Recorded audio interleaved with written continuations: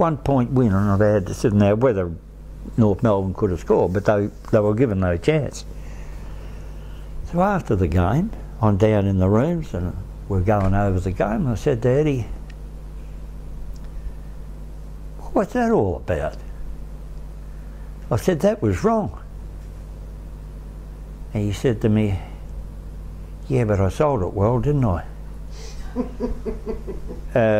But he had this great line of bullshit that he could sell ice to the Eskimos, and we had a visiting American side playing out at Nunawading, and I'm refereeing with Bill Mildenhall. They're playing St Kilda, and Brian Curl was centre for St Kilda at the time. So I go out to toss the ball, because Bill was on the up in those days. I go out to toss the ball, up goes the ball, and all of a sudden, crash. Curl's gone, spread his legs and went like that, and he cracked me right across the guts.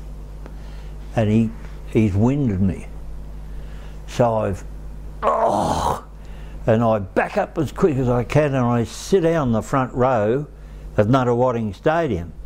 Bill's gone up and down the court 3 times, didn't miss me. Is there a call that you can remember that you take back in your career at all? Yeah, and it's in a junior game actually. And I've never seen the call made, despite the fact that it's in the rules. It's got me stymied really, because I've seen so often players take an hour and a half to release a foul shot.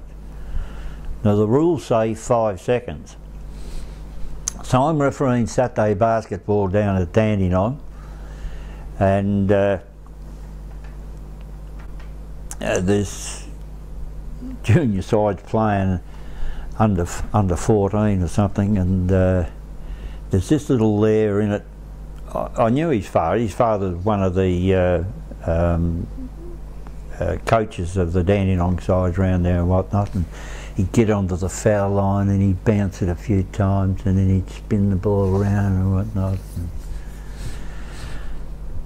I couldn't have been feeling too good that Saturday morning, or I might have had a heavy Friday night. I don't know what was going on, but anyway, I turned around and I blew the 5 seconds on him. Took the ball off him. His father went ballistic, and I said, "He's got 5 seconds to shoot. How long do you think he took?" Well, after the game, the kid's in tears and whatnot, and I felt about that bloody big. Through all your years as rules interpreter and an international referee, what's your attributes of a good referee? What do you believe the good attributes of a referee are? Wow, that one, well, a good referee's got to be trim, taut and terrific. That's number one these days. They've got to take pride in how they present themselves. These are things I've learned progressively that we didn't do all that well in the past, but if they're going to do it now,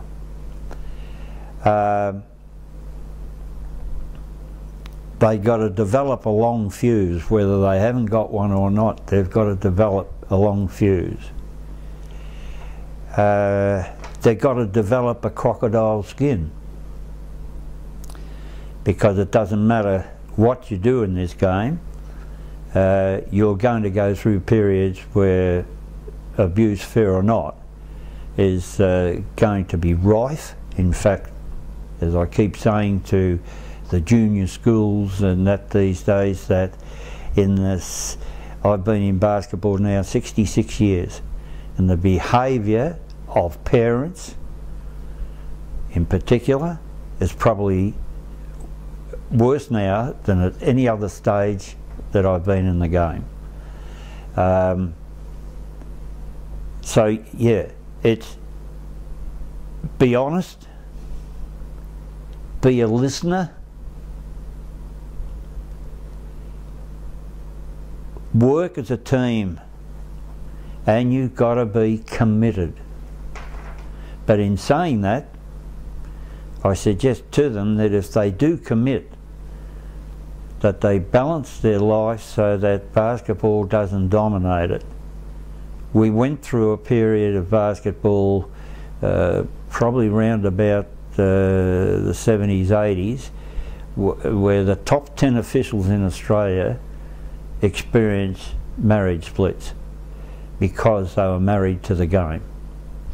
And there's, particularly now, and bearing in mind then, whilst the numbers of top officials were few, the development of the National League brought a whole new phase into basketball, and then brought new leagues into basketball. And now we find the commitment even more than it's ever been before. In fact, it's over the top. I mean, the fact that we can have a referee 2 games of junior championships on a Friday night, 2 games on a Saturday, 2 games on a Sunday, and you spend the rest of the week recovering. I mean, if they got full-time jobs, I shudder to think just how they're performing. So the commitment at the moment is rather over the top, and that's why I say to them they've got to be careful they balance their lives so that the social side doesn't disappear. So I go out to do the first game, and I'm placed on this game with big tall fella from Queensland called Alan Dobbs. Why would I remember it 55 years later? Anyway, out we go. Of course, I toss the ball. Down goes the ball and goes out of bounds on the end line. And there's silence. And I see him going. So I burst out laughing. I blew the whistle and burst out laughing. He had left his whistle in the change room. So the following night, I'm on with this Jerry bloke who used to referee in Victoria, but he went to Western Australia to see if he could get more exposure, like a couple of our referees did going north and all that bit. And we're walking out along the baseline of the Alexandra Stadium, and just about to turn up to the score table, and Jerry says, "Oh God, Ron, how'd you go last night with that Dobbs?" He says, "Wasn't that hilarious?" I said, "Yeah, it was." I said it was embarrassing. I said, but I couldn't help but laugh in the end. And he said, "Oh shit, I'll be back in a minute." I said, "Where you go?" He said, "I've left me whistling." 2 games in a row.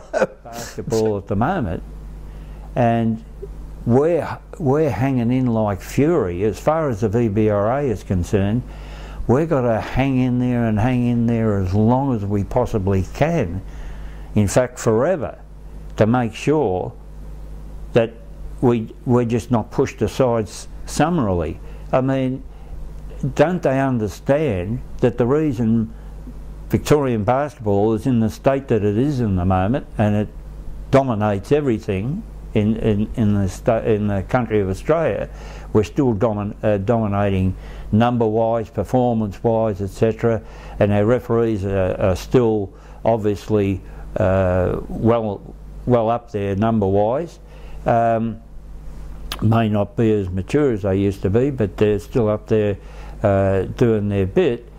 That don't they understand that this all came about for something that worked for over 60 years? It just doesn't fail because it's too old. We're staying with it as much as we possibly can and adopting some of the new stuff, and sure, that's fine, but don't just wipe the old stuff just for the sake of it being old. It worked for us then, and it'll work for us now. And discipline is one of the things that I think we need to stay on top of. They've got to understand that they just can't come along referee for a few bob and decide the next night that they don't feel like it and expect to just pop along the next night. Now, having said that, a lot will argue about when you haven't got the numbers, what else do you do?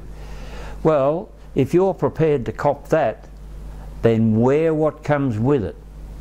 And it's not nice, I'll tell you. So the end result is you've got to discipline them, you've got to get rid of the vermin that's around and just keep turning over and keep getting the people, and sooner or later, if you turn them over often enough, you'll get those you want. But you've got to work at it. And you've got to work with them. And the only way to work with them is to make sure that the association, unlike Dandenong, is supplying enough cash to educate the referees that are under their control. And at the moment at Dandenong, that's not happening.